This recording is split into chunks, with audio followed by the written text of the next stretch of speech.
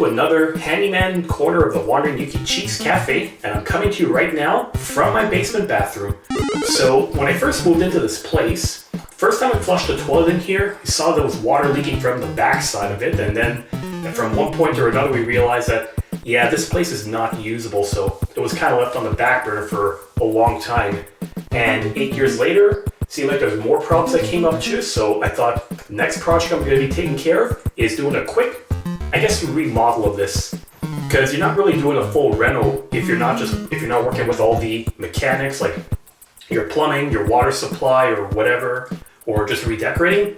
My goal right now is to try to get a functional, usable bathroom once again. So I'm going to show you a little bit what I'm doing today. Maybe you'll be able to get some inspiration to this yourselves. Keep in mind, I'm not a plumber. I just learn stuff as I go along. So anyone who's not comfortable with this, they can always call a pro to do it too. So let's see what awaits us today. Something tells me they did this painting themselves. Kind of like the look of the brick over here. So I'm going to leave this as is. But this is not the problem that I have. This toilet actually seems to be leaking a bit from the back where the tank meets with the bowl. Now I did take a close look at this bloody thing, and it looks like that the gasket in between actually hardened up. So I'm thinking that this might be an original that they've had since then and then just let it go to hell. This bolt seems to be kind of curved a bit, so that tells me it didn't have the adequate protection. Let's see, this floor. You know, if you're going to put laminate floor in a bathroom or somewhere wet, they actually do make planks that are designed for wet areas. This one, I think, is just regular planks. So if they had any water leaking, then this thing's going to fold up and damage the bloody thing. And on top of that, I have a sink that looks like it kind of went to hell also. And there's actually a crack that developed in it recently, so there's water leaking underneath. Like, we ran water in here to wash stuff out. It was seeping in through the crack, made a bit of a mess underneath. So we got quite a bit on our plate today. So I guess just so I could deal with a crappy job later, aka the toilet, I'm going to take care of my sink, get that replaced, get a brand new faucet, get this thing functional again. And I'll show you a few tips along the way, some basic understanding of how plumbing works. Well, I've taken care of the water supply, so all of that has been shut off. So that means that there's no water flow coming from this tap. I'm going to be putting not a table. How can I fit a table in here? So I'm going to be putting a small towel in here as I disconnect the water supply, because no matter what, whenever you're shutting this thing off, there is going to be some water left over that leaks. So you want to be prepared for it. And all you need to do that is use an adjustable open wrench, and then you can just, wrong direction, just twist it. One thing I've seen a lot of plumbers do is that they use two of these wrenches. Like what they'll typically do is they'll use one wrench on the bottom to hold things in place, and then the other one to twist off the water supply lines. Yeah, it looks like what they had used here was this is like fixed piping to go up to there, which is still pretty common to use. The only issue is that if you're going to be doing that, you want to make sure that you have enough in the precise amount, and otherwise it's not going to be enough for you.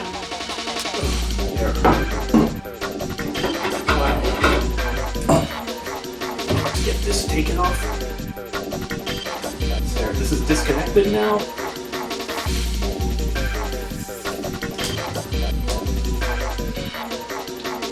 Yeah, this thing should not be leaking anymore. Yeah, there was still some water in here apparently. Oh well, not much you can really do about that. And then the next thing I'm going to disconnect is the trap adapter from underneath in the basin. So the way this thing works is that if you have a kitchen sink, you're using what's called 1.5 inch piping in here. It's 1.25 to use in a vanity. Just to give you an idea. So luckily this thing is just another twist off. Just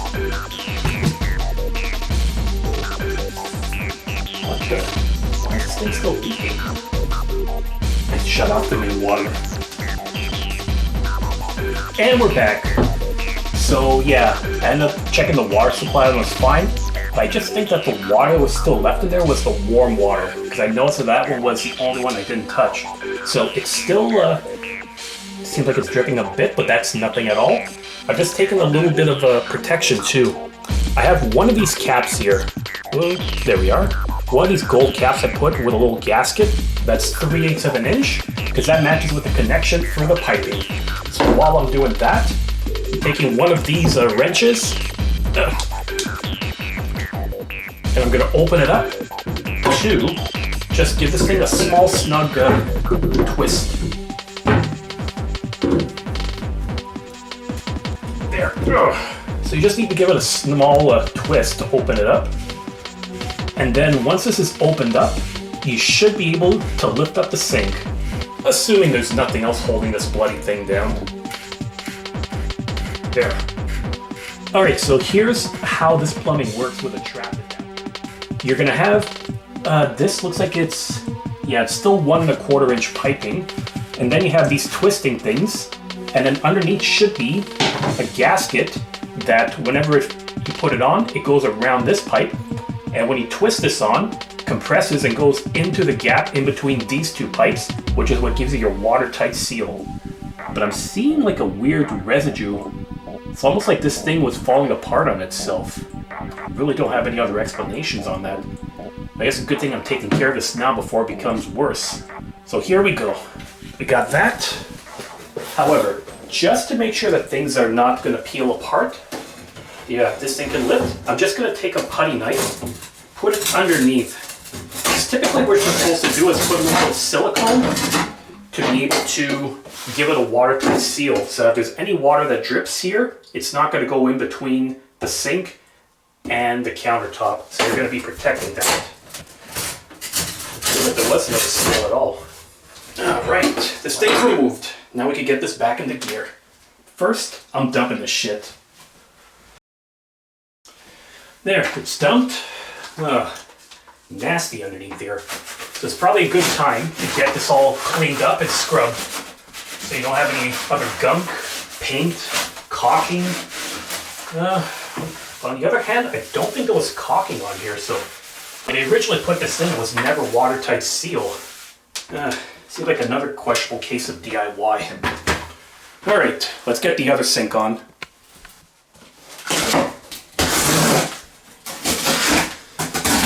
So, the one that I picked out for myself, this is what's called a drop-in sink, as opposed to an undermount sink. Undermount takes a whole lot of other kind of tools and hardware to mount, but these things are pretty basic to put in, because all you really have to do is drop it on top, and then you're connected. So this one's like 20.2 inches by 17 and point whatever inches, so that means it should fit the same hole that I have here. Now let's just give it a test. Okay.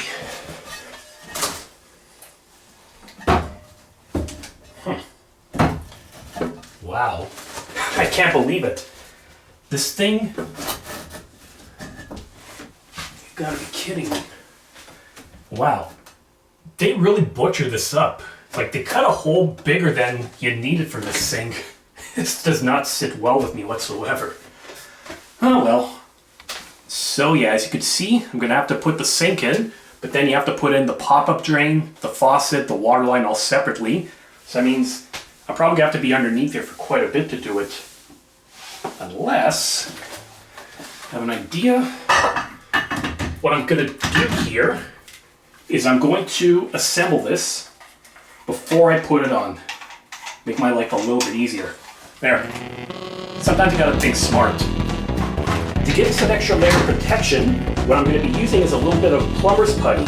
This stuff is like a regular gasket you use for a lot of connections, for drains, for some sink stuff. You can sometimes use as well silicone caulking on these things. It really depends on your purposes. But all you really need to do with this stuff is just put this on here. Then when you mount it on top of the sink, with the compression you're going to get from the gasket and this nut, it's going to tighten up, give you a seal, and then it's going to flatten out. And then all the stuff that comes out, you just have to pull it out, put it back in, and then reuse it on another day. So yeah, all my Play-Doh making skills from when I was a kid are finally going to be paying off. Because let's face it, everybody, Play-Doh is not just a toy for kids, it's also an important life lesson for the future, namely for plumbing.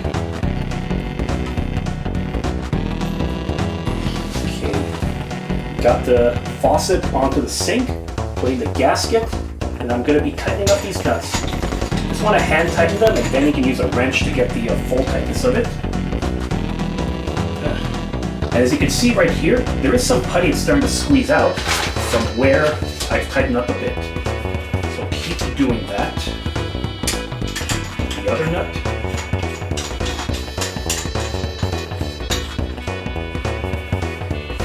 There.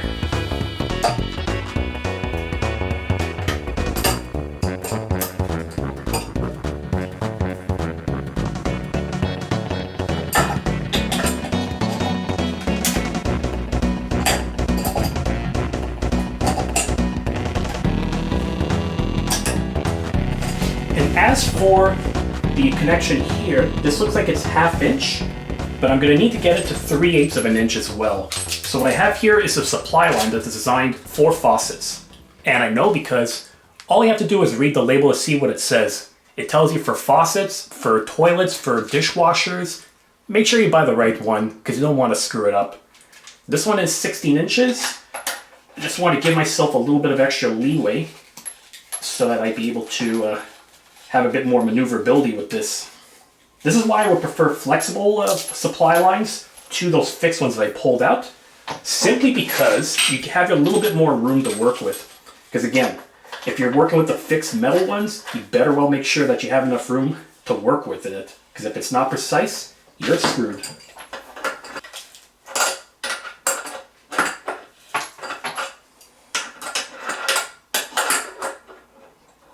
Now that I have the supply line and faucet in, let's put this into the hole.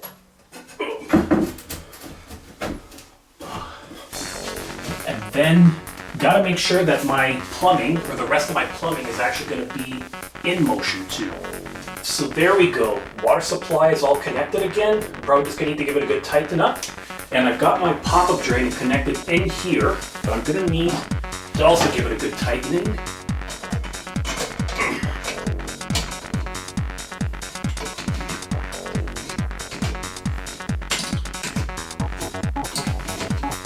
So, this looks like it's in securely, and because I have the gaskets all in the right spot, this should give me a tight seal. Now, I'm glad I also took this apart because this thing looks like it was kind of nasty, glued, and I don't know what the hell they shoved in here. But I noticed that there was no gasket for this trap adapter. So that means that there wasn't really a watertight seal in this trap. So anything that was coming out could have splashed through the gap in between this and this. Really bad. What the heck? What the?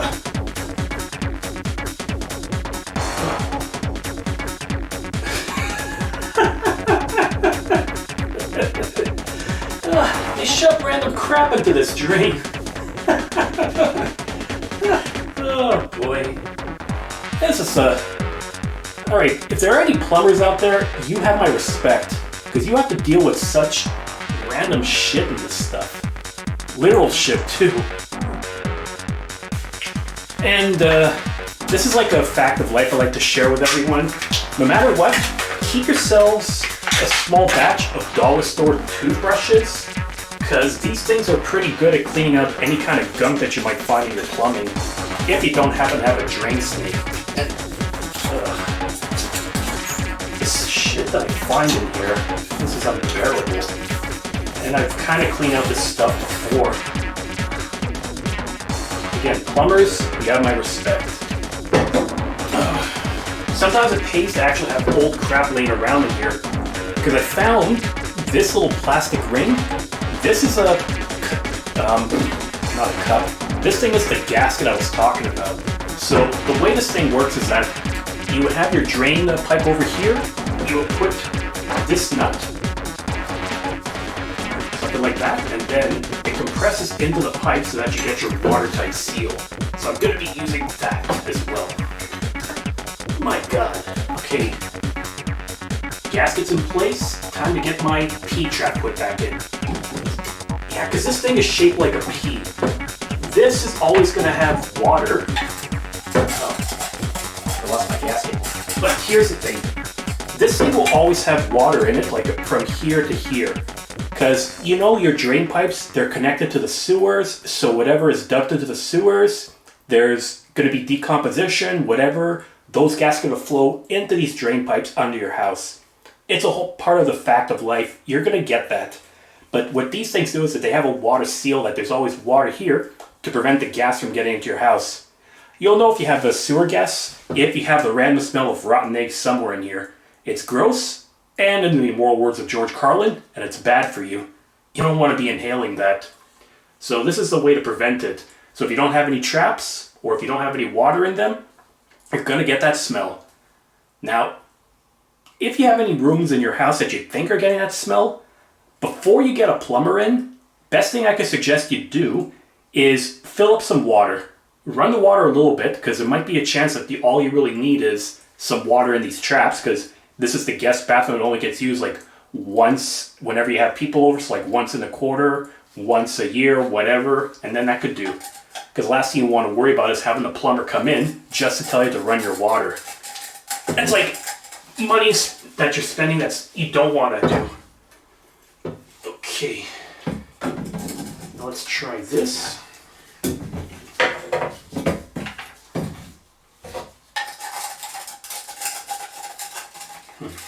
I'm gonna get this, don't worry everyone.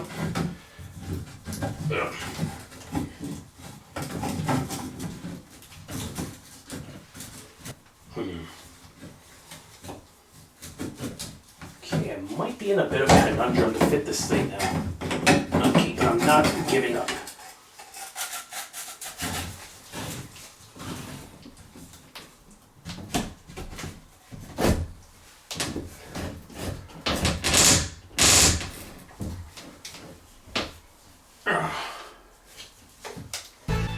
You've got to be kidding me.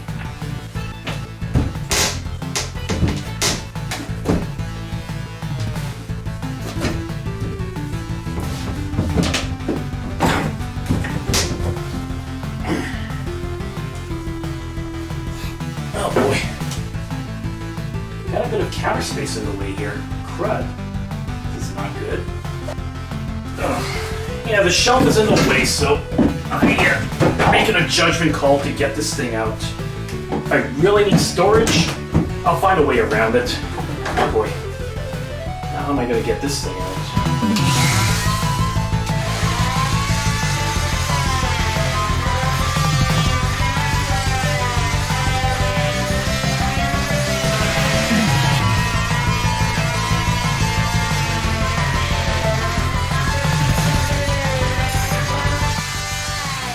Okay, so I had to make a judgment call to make this work, because it looked like that the plumbing was being rested right on top of here, like it was raised way too much, and that's probably bad for a numerous amount of reasons.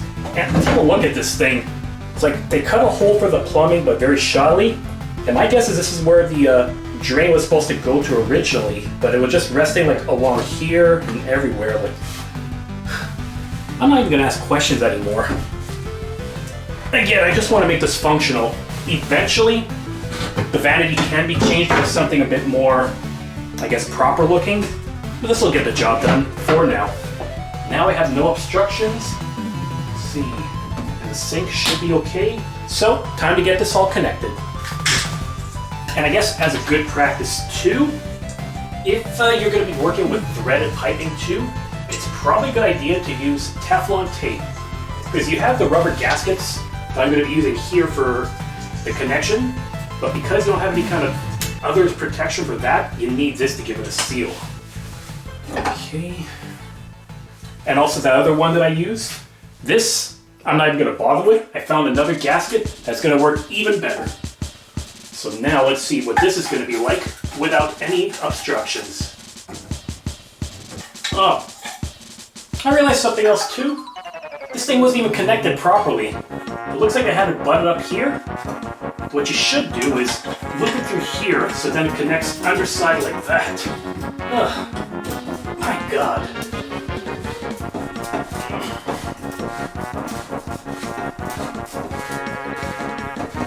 There we go. Finally, this thing is in properly. So now...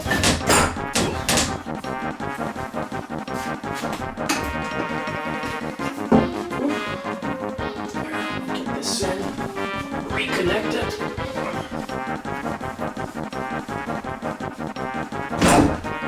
What the?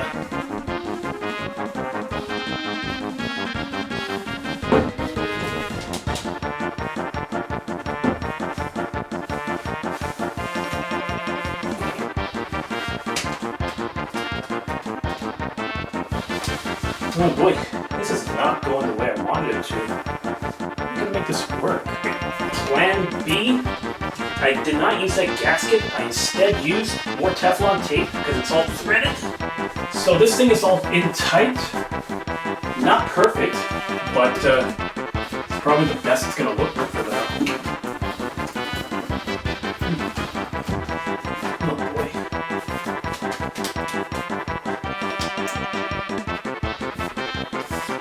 Yeah, this is going to take a little work, but I think for now what I should do is get the water back on, make sure my connections are proper. Okay, back in business. Next is to take on the, shall I say, the crappier job. You see what I did there again? It's time to replace this toilet. So this one was a two-piecer that I had to already put together and assemble just to make it easier. You don't need to see how to do that, but before I get to it, something tells me I'm going to have to get rid of this thing, and I'm kind of dreading what's underneath here. But I guess we'll give it a shot, won't we? So because this thing has a really bad gasket in between the tank and the bowl, I know that if I wanted to drain the water out of here to replace it, there's no way I could do it without making a mess. So we have to do this the long, tedious way. And when you're doing this, you don't have to get rid of every little drop of water, just enough so that it doesn't make a mess. Seems kind of nasty in here. Yeah, this might take a little while, so we'll get back to this shortly. Yeah, this is going to take some time. I need to dump this upstairs. So I'm going to do that right now. Toilet to toilet action. You interpret it that way.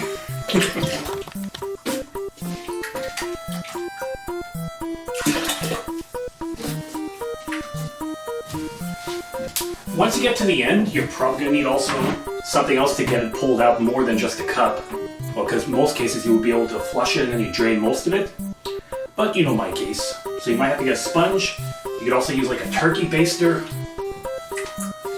Just make sure you don't use the same turkey baster that you use for Thanksgiving dinner. That would be kind of nasty to think about. And hope I didn't ruin anybody's supper. Now that I got the practically majority of the water out of here, it's time to make another disconnection. My supply line right over here. Just gotta untwist it to be able to pull it out and make sure that the rest of the water will drain down here. I have a little bit of a protection, an old paint tray that I'm not going to be needing, so this will get it all out. Something tells me I'm going to need a good wrench though. Yep, that's going to be the project. Okay, supply line is removed.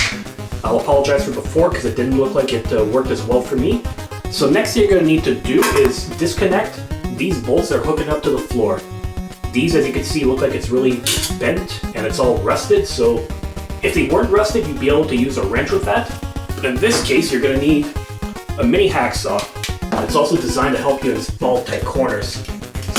This is supposed to be a very soft brass, so it'll be easy to cut.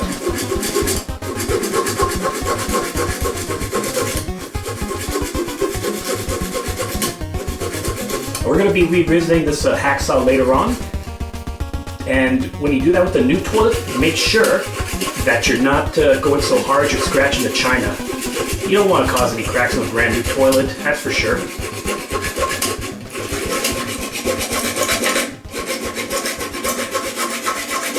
Okay, one of these bolts is removed. Time to get this thing dumped. Alright, that was kind of an effort to do. So much shaving. I don't know what this is, but it looks like the bolt wasn't put in the right order at all. No wonder this thing wasn't sturdy.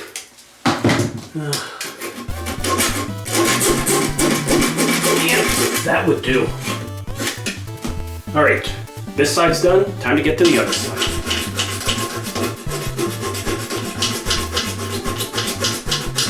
Boy. Cut this one a little bit off. But it seems to be loosened up like it could actually be twisted. Come on, boy, get doing this. Come on. Oh, boy. I was was able to yank it out, and yeah, this looks nasty. This is some old wax. But I'll get to, in a second, why you should have wax. Well, now that's out of the way, let's get this toilet moved over.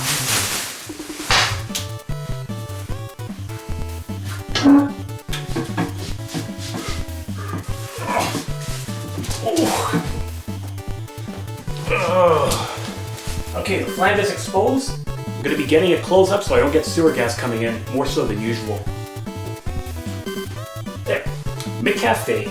It's got to be good for something sometimes. Nice flange I got here. So that's the first thing I should do is get all this old wax off. And I know what you're asking, like, what's the point of the wax? Well, the thing about this is that wax is the ring that you use to make your tight gasket around here. This is what gives you the watertight seal around the toilet and the piping underneath, and also prevents sewer gas from seeping into. Now these things are pretty durable, but sometimes you'll have to replace it over time. Oh boy.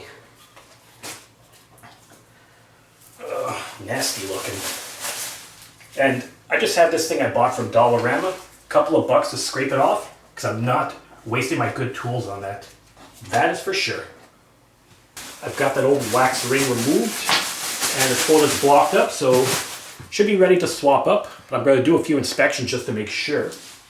And also, looks like that the subfloor over here, well, maybe not the subfloor, it's more, they put laminate floor up around the toilet, so they didn't even do it properly. Well, I guess it's time to get that fixed up.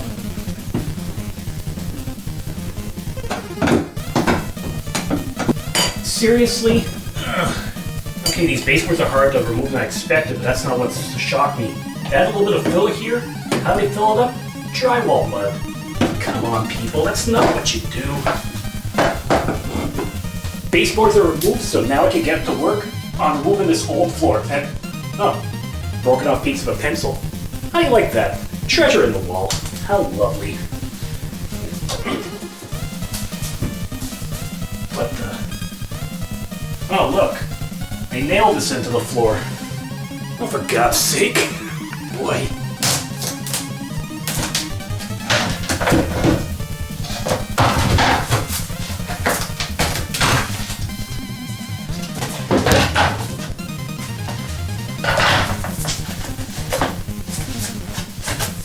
So one of the more interesting things about this is sometimes when you pull apart the decor and the finishing, you might be able to see what the house used to look like maybe, oh, I don't know, 10 years ago, 15 years ago, maybe 20 years ago. So it looks like what they had done was that underneath this laminate floor they put in, they had actually had this vinyl tile underneath applied directly to the subfloor.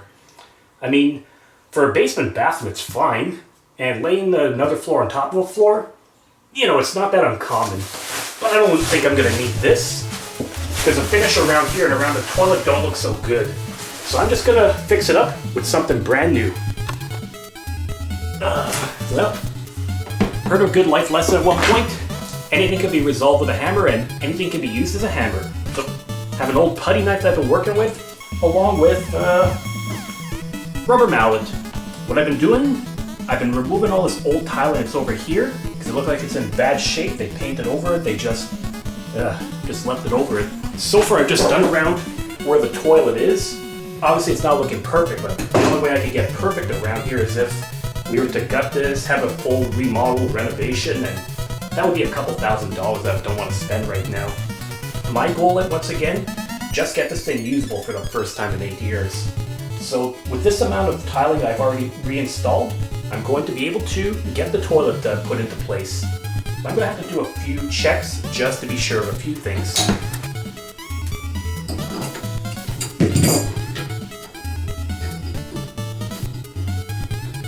Yeah, this valve, or this supply line, no way it would have been usable at all just because of how short it is. I wouldn't even know how high I would need to get it to the old new toilet. It's a mess. Plus I have a new supply line. There, ready to attach this.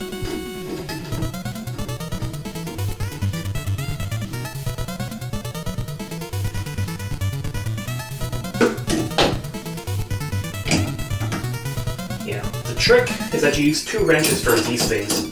First you start hand tightening them, And then you hold your valve with a wrench, and then the supply line with a second wrench is what you use to tighten it up. And just keep going until it can go no more. That's how you're going to guarantee your watertight seal.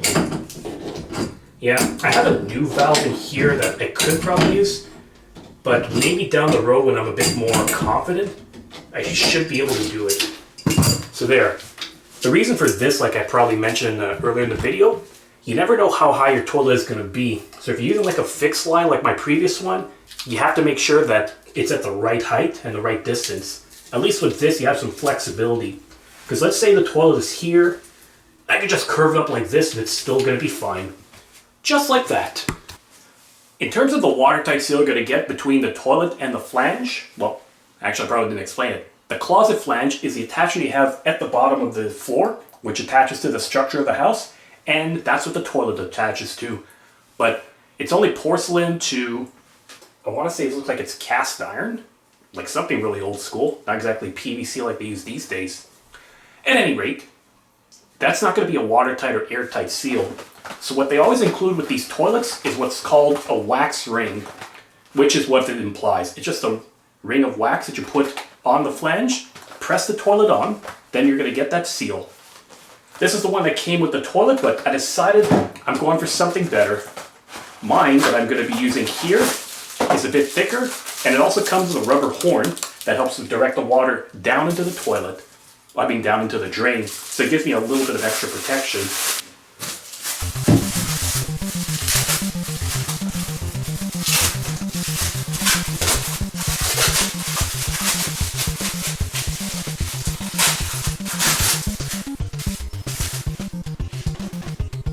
Get this out.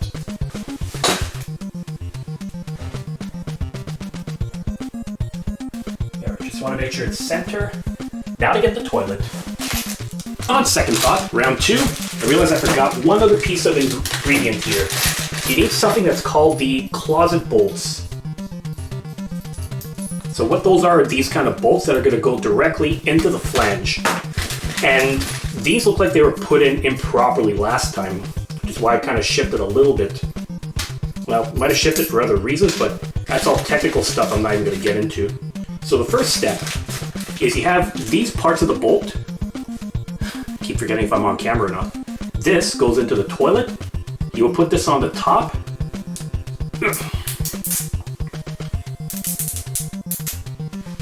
Then there's an opening here that you just use to slide it in. And you always want to make sure this is at 3 o'clock and 9 o'clock, like you're on a clock. That's the easiest way you can remember that. There. We're going to get one more here, get into the other side, and should be ready, hopefully. Alright, toilets are actually heavier than you think. So what you want to do now is you're carrying it in the middle, and you want to just make sure it's lined up in the two holes so that both the bolts are going to go in. This might take a little while to do.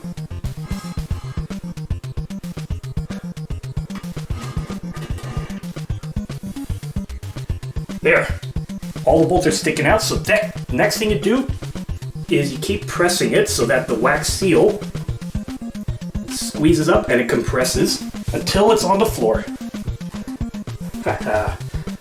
Wonderful, it's in.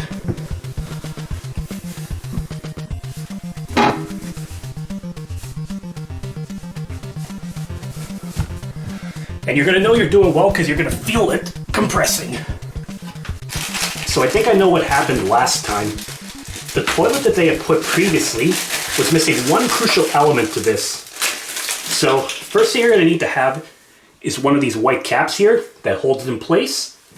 Then you put a washer, which gives it the security.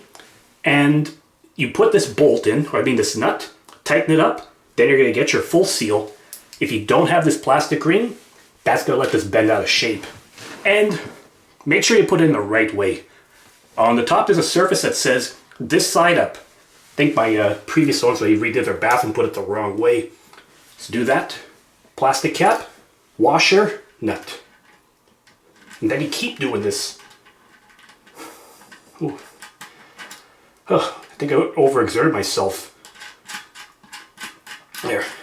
Hand tighten it first on this side, then you do the same thing And then what you do is that you tighten it one side at a time, like 4 rotations on one side, 4 rotations on another. So if you do it too much on one side, you risk having this crack on you, which we don't need. We've already gone to so much trouble to get this done. Okay, both nuts are in, time to tighten this up.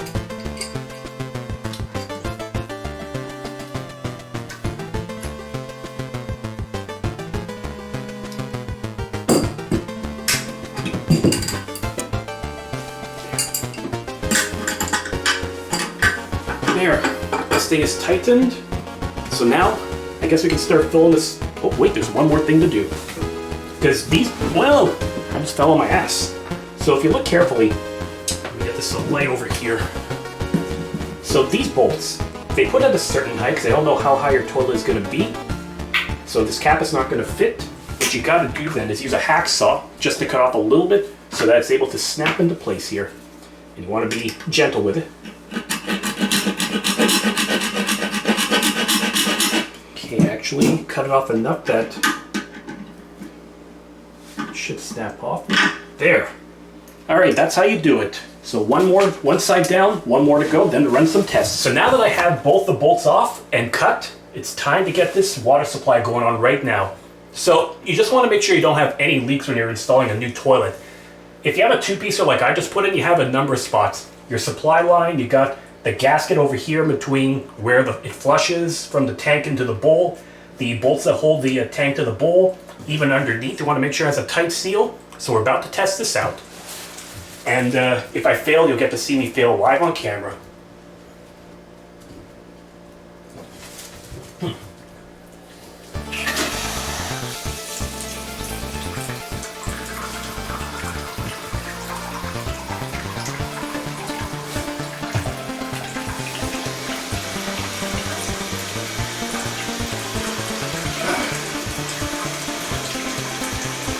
Okay, so far the supply line looks pretty good, no leaks there. No leaks in between the tank and the bowl, so that's fine as well. But the big test is going to be when you flush this thing. And then once I flush it, I know I have no leaks, I can put the caps on and I'm good. If you get any leaks, it usually just means you have to seal off somewhere. Alright. Give it a test flush.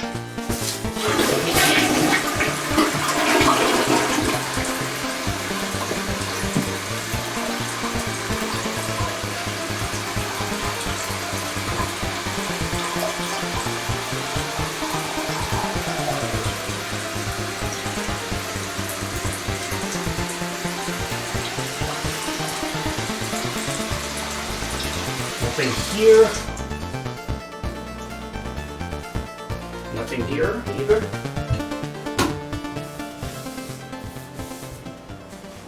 I think it's fine. Your other culprit would be around the perimeter to know if your wax seal isn't in properly. But let's give this one more try.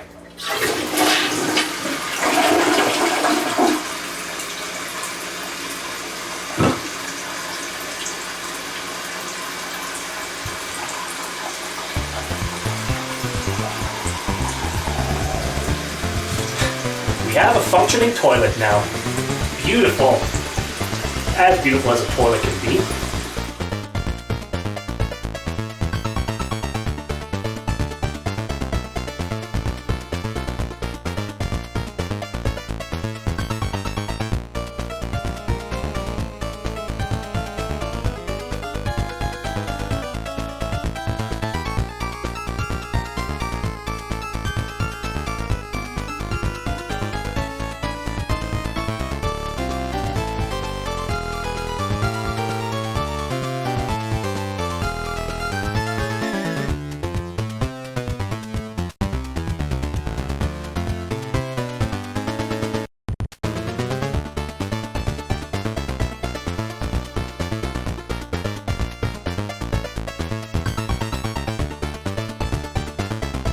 Well, got my baseboards all reinstalled here, but they seem to be at a different level than before because if you remember, I removed some laminate flooring, put in some other sticky tiles so the height's off, but I don't care. It's just functional, kind of looks better right now. So there's going to be 2 more elements to fix up in here before we can officially say this bathroom is done. Now, my countertop over here, besides this ugly 70s orange color, seriously, I don't know what the hell they were thinking when they painted this. Looks like there was a bit of damage done from when they had the other sink in here. So I got some gaps, some little holes on top. So that means that if I'm gonna have any water that's spraying around, if it splashes, it's gonna leak right under here. So I should probably fix this up. Do something to do, lost me words for a second. Do something to fix up the surface so that it looks a little bit more presentable and the sink could be a little bit more level. And then once that's fixed, then I'd be able to add some caulking underneath to give that the watertight protection. That's number 1. Second element is this door to the bathroom. This looks like a bifolding closet door that they had used to hook up into the side wall. Usually when you hook these things up, you got a track at the top and little pins to be able to slide along that track to be able to open it up. But, oh, lovely. Wow. Take a look at this thing. I can't believe they actually did this. So, this is along the edge of the wall right here. I'm seeing what looks like a metal track, along with hollowness in over here. Usually what this is what's called your corner bead. More like a finishing when you're applying drywall. Just a way to get like a smooth surface, then you patch it with compound, paint it. But it looks like what they had done is they attached the door to one of the holes that come in here. So it had no support whatsoever in here. And on top of that, these things would have like a little point at the end so it bites into the wood and holds it in. This one is flat. They use what is called a machine thread screw. This thing really only holds if you have like a nut on the other side of it to tighten it up. Kind of like with a bolt in a washer like I use on the toilet. There's no structural element to this. Basically, this is going to fall apart down the road. I think I'm going to have to find a way to fix and replace this. This door is probably going to be the most time-consuming part. So first thing I should take care of is the countertop. Now, the best option for this would be to just gut the whole thing, tear it apart, and then replace it with a brand new vanity. But I'm looking at like minimum 150 bucks if I want to replace this thing. Plus the fact that it's this one was custom made by them or somebody, so I don't have like a standard size of fit. So what I'm going to do instead is I'm just going to fix up the surface. I decided to buy a small piece of hardboard, 1/8 inch thick on the top. And the good news is I noticed that the piece of wood they used here for the laminate is 2 inches, no, not 2 inches. I'm getting my math mixed up now. And it's 2 feet long by 4 feet wide. Luckily, that's a very standard size of what I could buy, so this board was that size. And I've already got my line drawn on here for where I want to do the cut. So the idea is I'm going to cut and I'm going to paste it on top to be able to fix up the surface again. Of course, that means I'm going to have to drill a hole for this sink in here, but that's like, I'm already cutting this up, so what's an extra hole? Should be easy. I hope.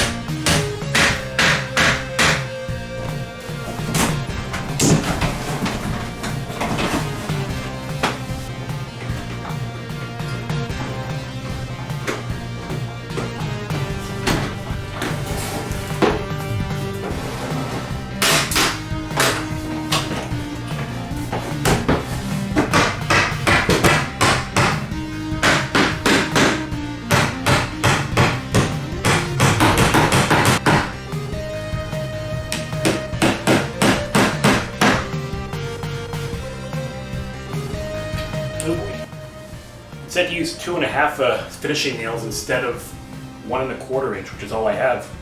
Ooh. How am I gonna make this work now?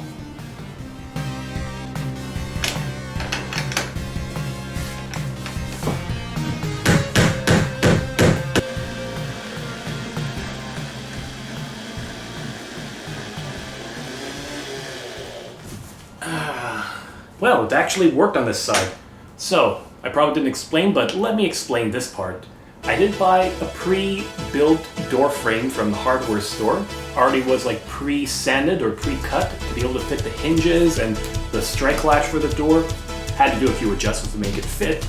And because I only had like 1.25 inch finishing screws, finishing nails, I did use some 1.5 inch finishing ones. But something else I had, 1.5 Ardoc spiral ones. So here's a difference. Finishing screw is going to look like this. This one is supposed to be very thin, and when you hammer it in, the head is so small that it's supposed to blend in well with your construction. But if you need something that's a little bit more heavy duty, these Ardoc ones have a bit of a spiral within the point of it, and a more obvious head. It's going to be more obvious that it's there, but if you want something that's going to hold a lot better, then you know what? This might be the best thing to do. Because worst case, if you see it visible, you just have to paint it and then you'll be fine. So I have all this stuff, and luckily I think one of the previous owners that left a door around here that we never done for like 8 years. And I think this one should be like a 28 incher, so I might be able to salvage it to use in this one. Fingers crossed, everyone.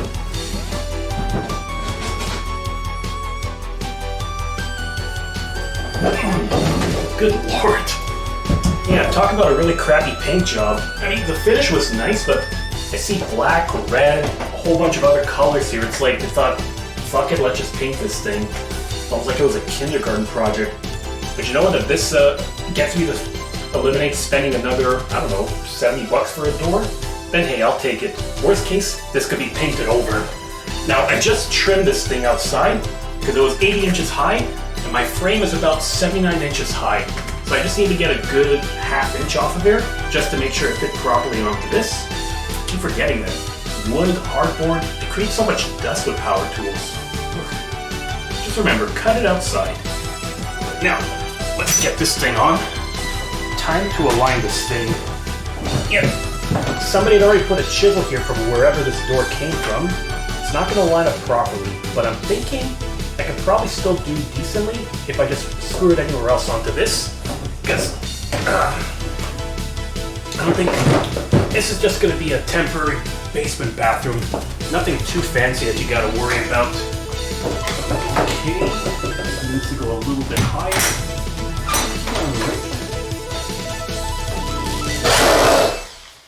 It's one in. Alright, well, had to do a little bit of scraping on here. I still have some planing I gotta do, and I need to do the other half of the door frame on this, but hey, for the first time ever, an actual legitimate door is hooked up in here. And again, because of all this grime and dirt, which is most likely paint, it just has to be painted over. Not bad at all. I'm lucky I had just enough clearance in here as well. Now, what am I gonna do with that closet door? I don't need it anymore. I guess I can give it the respect it deserves, right?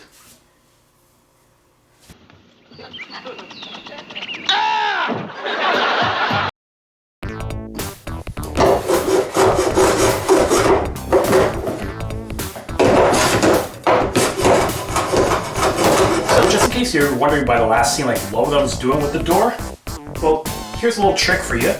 Sometimes when you close the door, it's going to be a little bit tight up against the jamb / door frame / whatever you want to call it. So what you can do is just thin it out a little bit. And what you use is this thing called a planer. I know my parents used to have one like these, except the old school one was really big, like you needed 2 hands to operate. This actually seems to work pretty easily with 1 hand. Why didn't they come up with this sooner? So that will get it done. There is still one more element to this I'm going to need to fix, the other side of the door jamb. Typical thing with an older house too. You close it, you want to put a frame on, but even if I was to take this piece of the frame, I would still have a bit of a gap, like right in between where the door goes and where the jamb goes. So to solve that problem, I'm just going to be using some filler material right in between. That's pretty simple to do. Traditionally, you would use like shims, very thin pieces of cedar that you would use for doors and windows. But in my case, picked up a piece of plywood. It was like a cutoff from the hardware store. It's 3/4 inches, 1 foot by 2 feet, and it only cost me $1 also. I'm sure people who know their wood probably would know that this probably isn't the highest quality or it needs to be finished.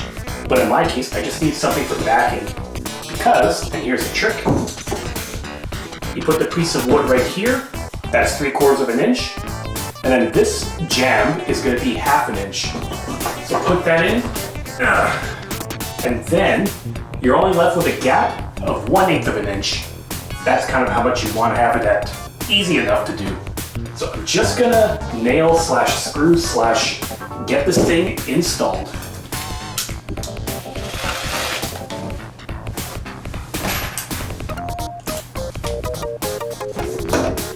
And I'm just using regular 2-inch decking screws. That ought to get the job done here.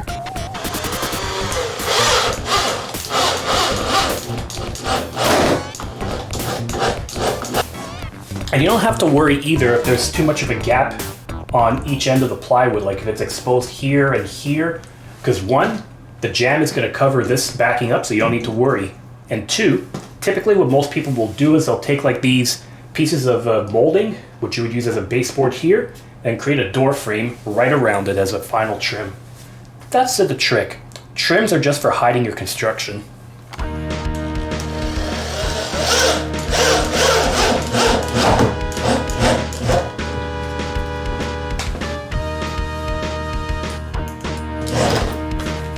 Interesting thing if you want to know about technology and screws, well, here's a little tutorial over here. These are 2 inches thick, and you're going to notice that maybe the first 1.25 inches, maybe 1.5 inches, have the little spirals that's going to take a grab into the wall, and then this part is bare. So what this does is that this part twists into the meat of the wall over here, and then this top part is going to pull whatever you have in here to pull it directly into the wall. So that's how you actually put together like construction screws for framing, and you also put together subfloors too, because it pulls down to tighten it up.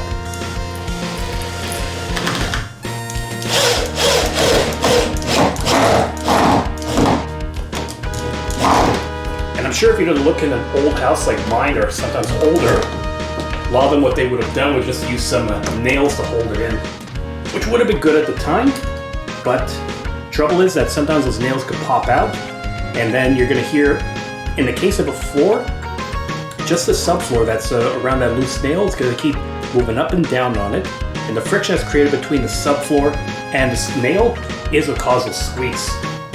This is why they switch to screws these days.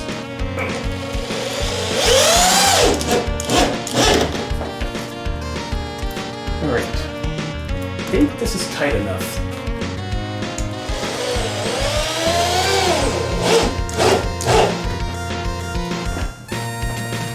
Tight. And one more. Oh. I'm gonna have one more piece to cut off. Crud. Well, final piece cut finally. Now, let's get this thing secured in.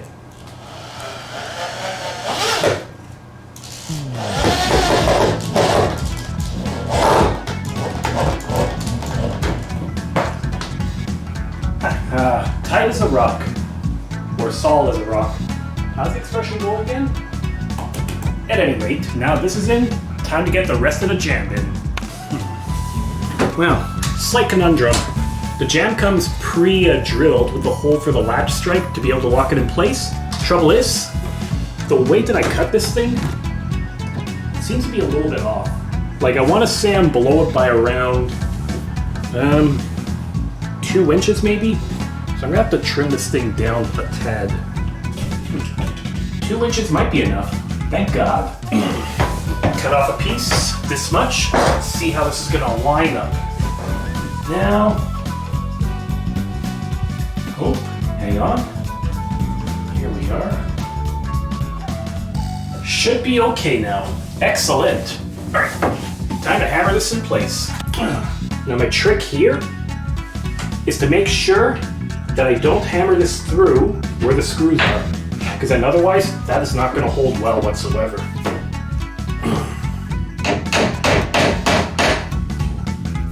Okay, it's in here.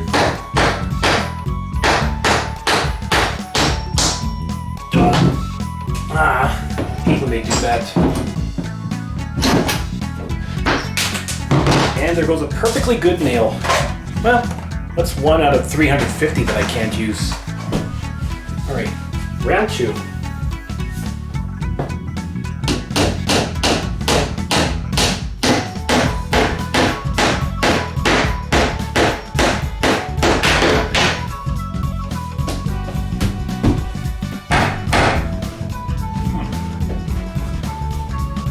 Oh boy, seems to be bending a little bit. Or, I know what I'll do, curve slightly.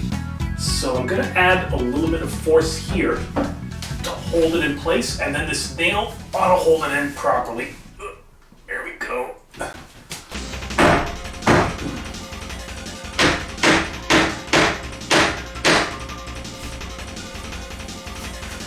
now I don't need to worry about that. Okay, this thing's aligned.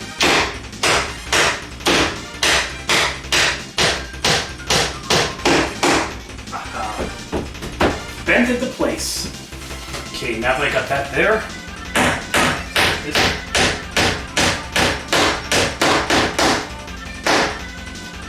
and once again, if you want a clean finish, use finishing nails, not the Argox ones. Me, just figured I want to go for, let's say, structural sound versus something that just looks pretty. It's all good. I'm still off by like maybe 1/4 of an inch, but whatever. Let's just try to get this done. It's a basement bathroom.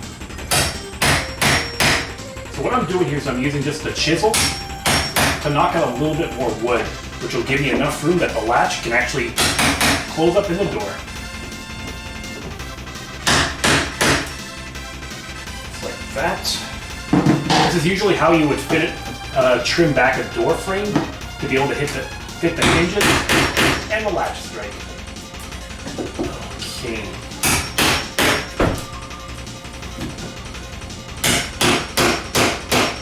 So then you just hammer it in like so. And then you just peel it back. That's your trick to using this chisel. Okay. Now let's see if this closes.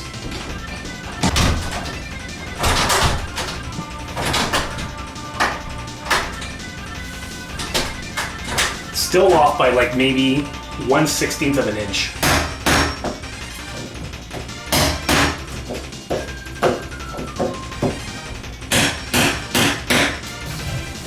Take 2.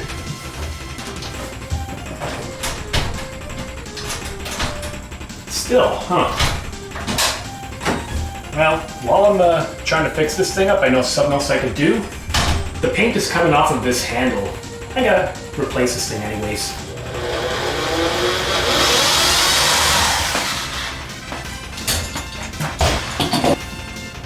This thing's really worn out. Oh well. Better switch to plan B.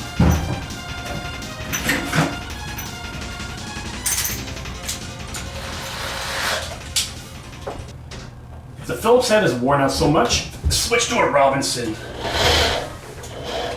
And then it might be able to get it out. That didn't do a trick. Huh. Plastic. I'm not even gonna ask what this is for. Very odd. Note to self, if all else fails, use a traditional screwdriver to get it out. At least I think so. Something's really holding this thing in.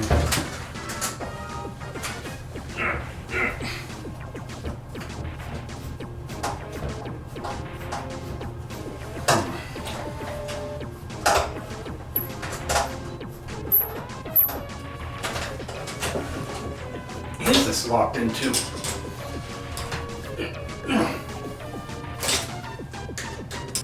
The hell? This came out way too easily if I pull it out like that. Something really isn't right.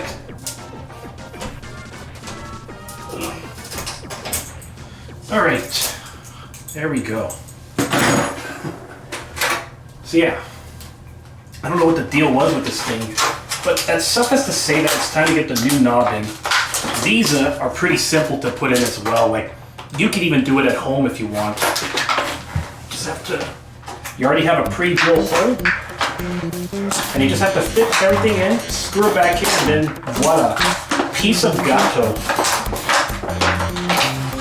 Okay, brand new strike lock is in.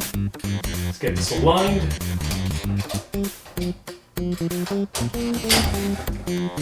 Yeah, so your basic doorknob is also simple enough to do. You just put the latch in, put in the knob on one side, one on the other, screw it in, and then voila.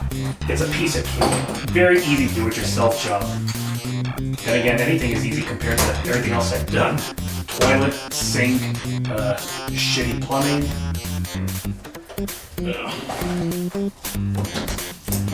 I'm not going to use my power drill, just want to keep this simple in here. Regular, standard issue, Phillips head screwdriver for that. There. One down, and you just push this strike latch inside.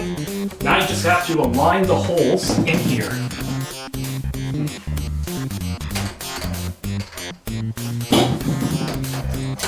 Alright, yes, I'm in here. Here we go.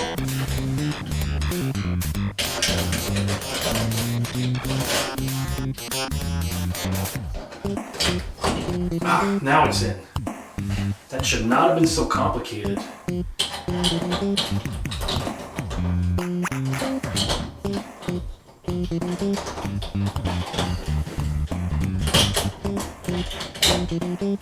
Okay, plates are aligned. Why are these screws always so long that when you try to screw it in, it gets in the way of the knob? Or I guess I should say the knob gets in the way of it. Don't get the logic of this sometimes. Okay, so the trick to this, align up your both ends of the doorknob, but don't try to screw it in with everything tied up against the door. Reason being, it's not going to screw in properly. That way you have a little bit of room that you have some flexibility to maneuver with your screwdriver, but it's still aligned properly. God, all my life, installing these things incorrectly. Oh well, what can you do? At least they gave me some time to check out the hole on here. Apparently my hole wasn't big enough. When you're making these holes for your doorknobs, you need to have about a 1-inch hole to get the strike latch in here. I want to say mine was like 3/4 of an inch in diameter, or possibly 7/8 of an inch. Which doesn't sound like much in the grand scheme of things, but it's enough that it's going to mess you up.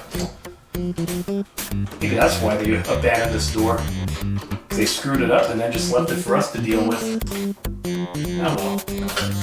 So I think I should be getting close to the end of this.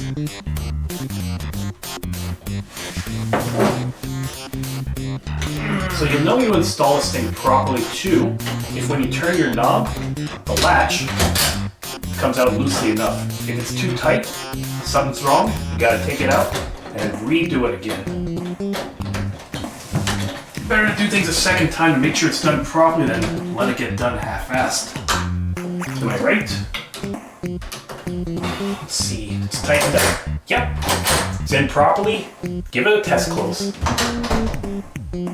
Nice. We have not had a working door in here since the last 8 years. Big accomplishment now. And, just in case you're wondering about this too, let's get a good view.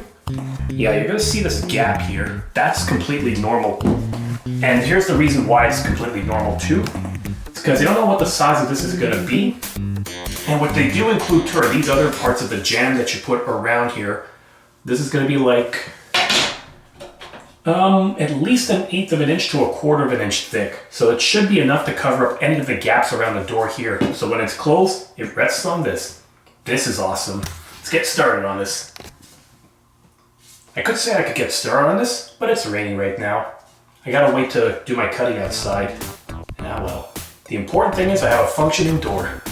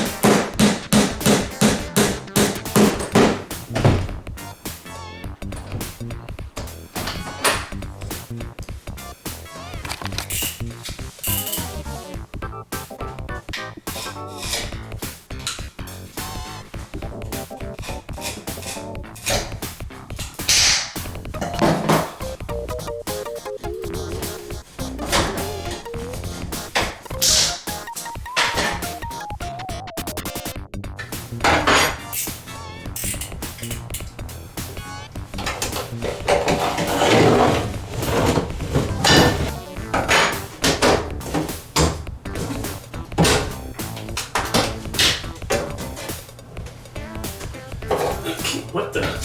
Oh, wall's peeling off. Great. Good thing I'm not doing a full remodel of this bathroom.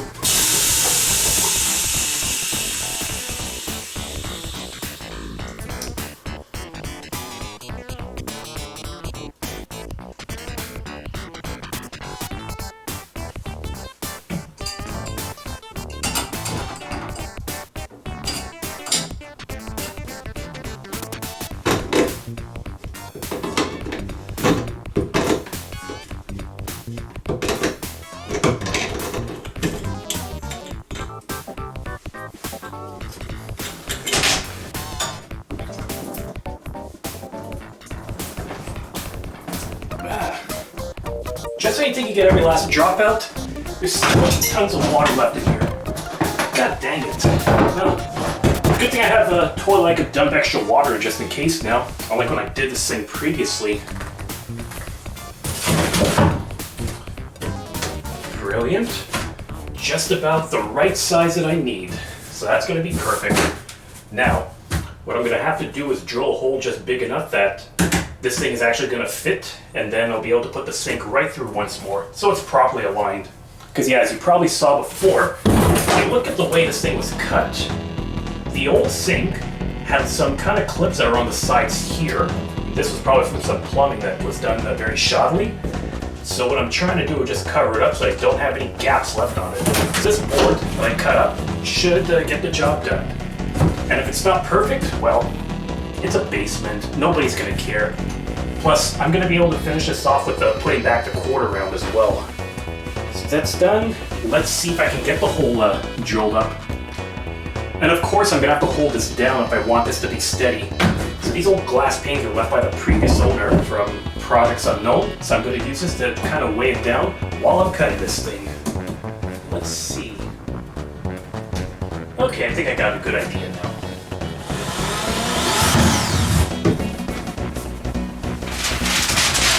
Luckily, if you're installing a sink for the first time on a countertop, most of these are going to include,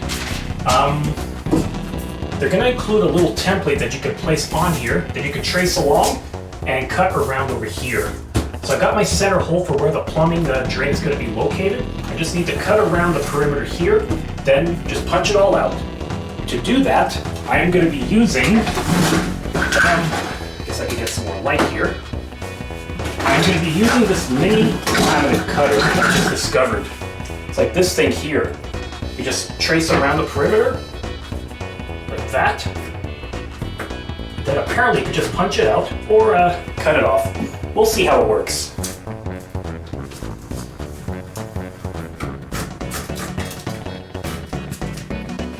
There.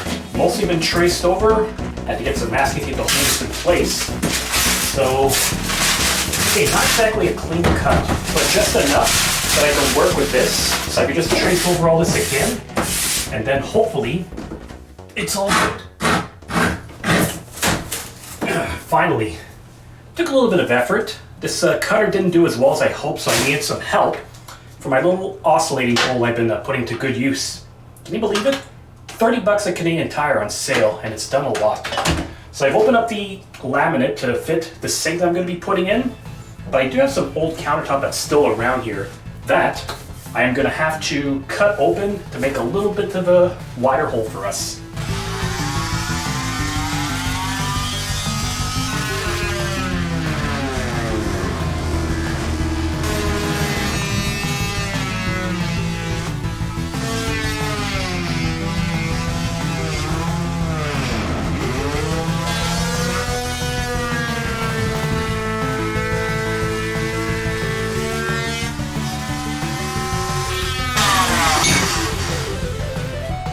I realize that I have all this junk on top here that's going to make it kind of hard to cut around everything. Oops, there goes what? Oh, masking tape. So yeah, kind of hard to be doing all the cuts around here with all this junk. So I'm just going to clear this off, remove the laminate, then I'll be able to get this all fixed up, glue back on, and then we're going to have a brand new sink and vanity.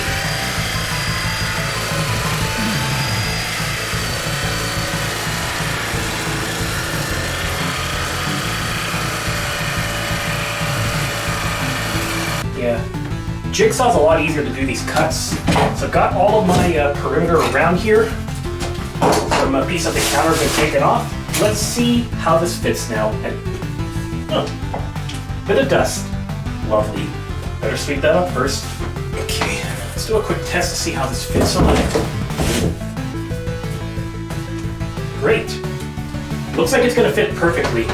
So before I do that, I'm just going to place this on top. Make sure this thing is actually going to fit nice and snug.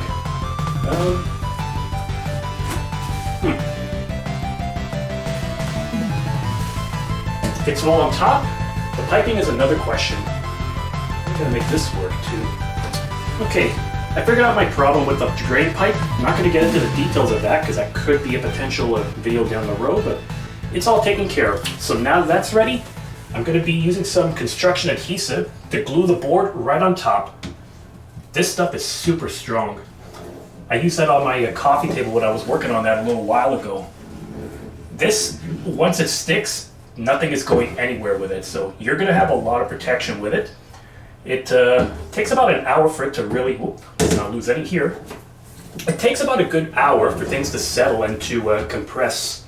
And then once it's stuck, then like I said, you know you're safe with it. So I'm doing a couple of beads like every couple of inches, like every 6 inches, because I really want this thing to be held on properly. Any other excess that's left here, I'm going to just wipe it off after I'm done. Man, so much adhesive being used on this again. It's like my coffee table where I felt like it's a bit more, I don't know, it's like there's more chemical than wood, like I keep joking about. But what can you do?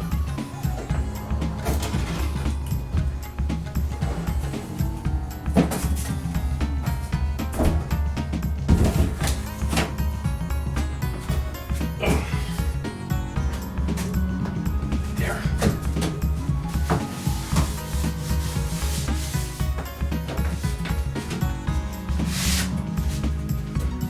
So yeah, the sink is probably going to hold it in place pretty well. Once I do weigh it down, I'll put those pieces of glass again, and then that should let it settle in over time.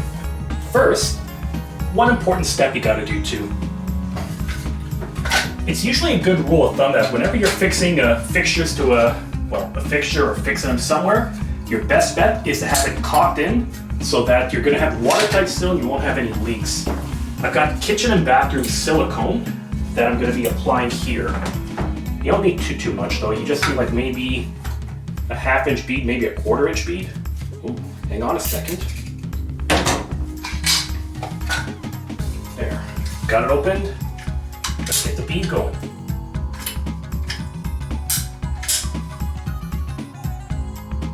Should be coming up soon.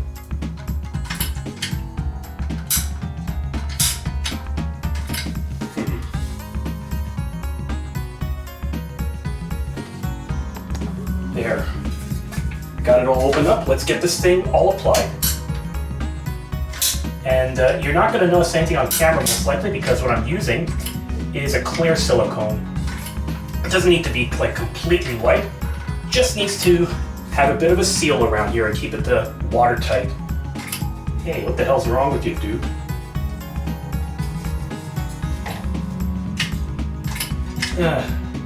Nope, hang on. Pressure's coming up. Almost there. I see it, and there.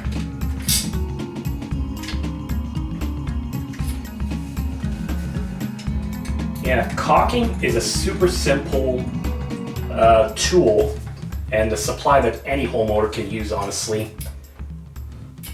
Just don't do like I did, because when I first started using caulking, I didn't know about the puncturing on the other side of it, and I kind of had it explode in my caulking gun like an idiot. Well, you live and learn sometimes, am I right, people? Yeah. Ooh, that smell.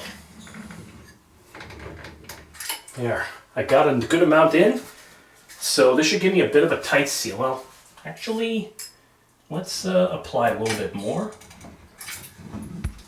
I do feel like I'm lacking in some sections. Here we go. Here we go. Oh, this backside yet.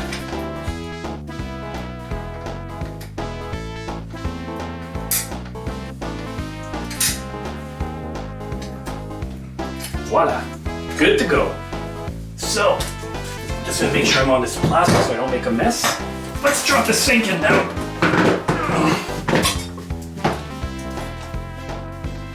Oops. Gonna hold it by the faucet so I don't accidentally get caulking everywhere.